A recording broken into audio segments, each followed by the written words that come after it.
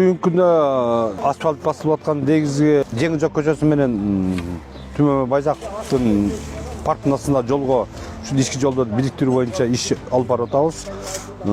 Жалпы узундугу бул жерде 700 метрдей аралыкта. Эни болсо ушу 3,5 5 метрге чейин. Аны эми өзүңдө көрүп тургандай мындай жаңы детский площадка балдар ойночу жай курулуп атат. Ошонун тегерегин дагы ушул жердеги элдерге жакшы шарт болуш үчүн ушул жерде тегеректерин кошо кылып кетип атабыз.